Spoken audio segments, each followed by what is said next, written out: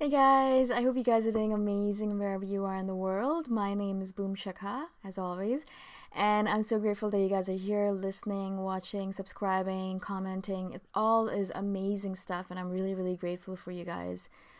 In this video, I wanted to speak to you guys about feeling different, feeling like you are misunderstood for being an INFJ. And this is something that's a very common feeling among all of us. I've started recently, as I said, I love animes. I've been really watching a lot of them recently because I really love the Japanese culture and the way the animes explain humanity and the emotions that are all involved with us.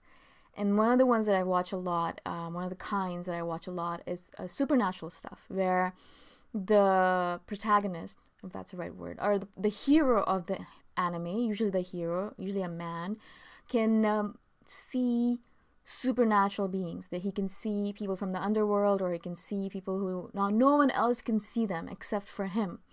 And from a very young age, he would be sitting there and he'd see all these random, strange, odd creatures, and he'd say hello to them and they'd talk back to him, and no one else could see them. And of course, there's a lot of trauma associated with this for him, because he'd be sitting there thinking to himself, I'm crazy. Am I crazy? But I can see them and I can talk to them and they can talk to me. Does that mean that I'm crazy, that no one else can see them? Does that mean that I'm different? Why am I different? Why am I crazy? Why can I see them and no one else can see them? Why did the universe or God give me that power? Why am I like this and why are they not like this? Right?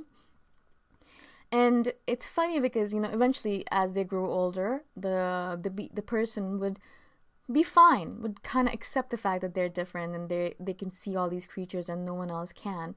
It takes them, usually in these stories, in the animes, until 15 or 16 years of age. But I see these animes, one of the ones that I'm watching right now is called Natsume Yujin Chao. Really, really, really good. Natsume, Natsume. Yujin Chao is Yuujinchou, in case you're interested in watching it. But the reason I love it is because it really just reminds me of being an INFJ. And you're just sitting there as a child and you're looking at the world and you see a kind of world, and it's colorful and it's supernatural and it's beautiful, it's magical, it's miraculous. And everyone else is sitting by you and they're seeing a different kind of world. And they're seeing a black and white sort of world, kind of grayish, not as magical, not supernatural at all. And you kind of wonder to yourself, you feel obviously misunderstood, and people tell you, stop being like that. Why are you so weird? Why are you so odd? Why are you so strange? Why do you have to be like that? Are you pretending to see all these things? Are you trying to be cool? Are you trying to gather attention towards yourself? Do you want the spotlight on you? And so they say all these things, and you sit back and you think to yourself, as a child, as an INFJ child, that perhaps you are crazy, that you are, perhaps you are trying to just get attention. Maybe that's not real that you're seeing. The stuff you're seeing is not real, maybe. And you start mistrusting your eyes, you mistrust your senses. You think perhaps the stuff in your head is not real either. Perhaps all the things that you imagine to be beautiful and sensual and attractive are all nonsense, and you're just a crazy person, right?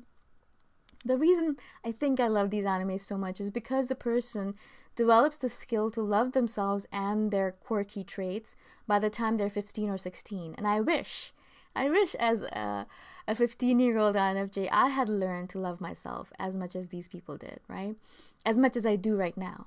And it's interesting to me because a lot of you guys message me, obviously, and a couple of 21-year-olds and 18-year-olds have messaged me saying, I used to hate myself and I really thought I was an idiot and I wanted to kill myself or whatever. And I see your videos and I'm learning to love myself, and I'm learning that all these crazy qualities of mine are just lovable. They're just cool, and I am happy. I'm happier and happier every single day. And they say these words, and they're exactly the kind of words that I want to hear from the people that watch these videos, especially the younger ones, because I wanted to be that 15-year-old. I wanted to be that 21-year-old. I wanted to love myself. I wanted to love myself for all of my madness. I wanted to love myself for all of my quirkiness, all of my oddities, all my strangeness. I wanted to be able to say to people, look them in the eye and say to them, I'm different. Yes, I am. And you're not. And I am better than you. Or something like that. I would never say that to someone, but in my head I'm like, I'm better than you, I'm fine, I don't have to worry about being different. I'm all right as I am. I love myself as I am. I don't have to be afraid to be who I am. you're a different person than me and I'm a different person than you. Why do we always have to be the same? Why do we have to be the same? And so I wish, as I said, I could have been that 15, 16-year-old and I could have learned to love myself then.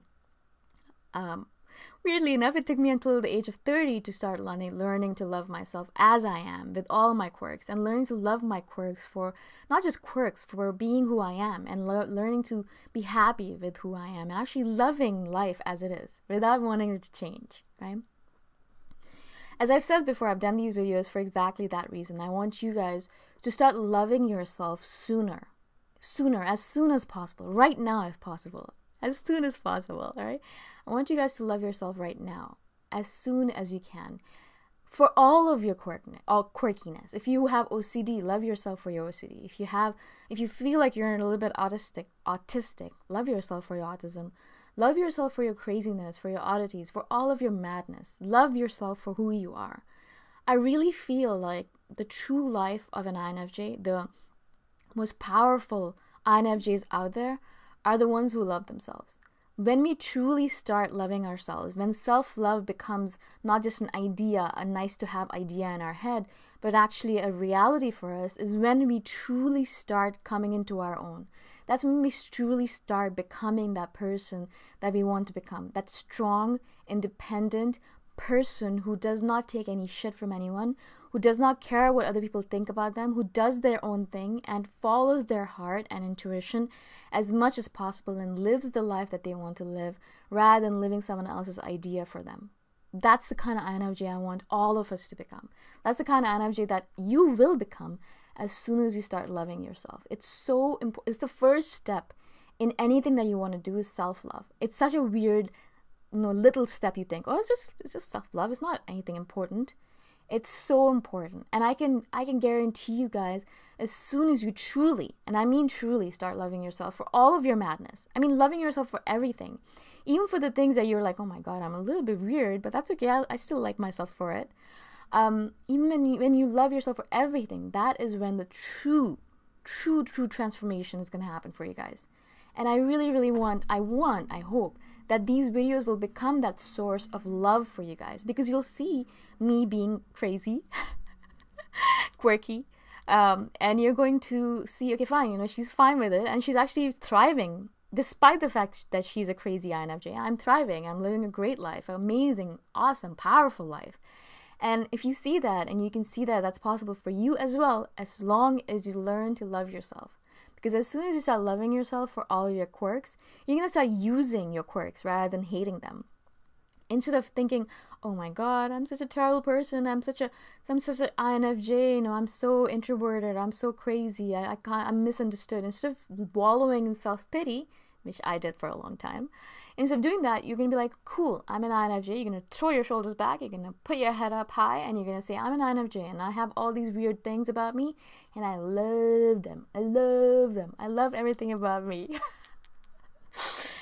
I do talk to myself like that. I really do. I really, really do. I really should not be doing these videos. But anyways, so that's what I want to happen for you guys as well. I hope that you're able to make that happen for yourself. It's so important. You have no idea. Again, if you guys have any questions at all, please let me know. I am always here to answer your questions. I'm always here for you guys. And this whole community is here for you guys. So if you want to post something and ask someone specifically for some ideas, there's a lot of really talented, beautiful, smart people on this channel. And they will be able to give you some really, really, really good advice. So reach out to them if you can. Again, I hope that you guys have an amazing day wherever you are. And I shall see you guys in the next video. Bye for now.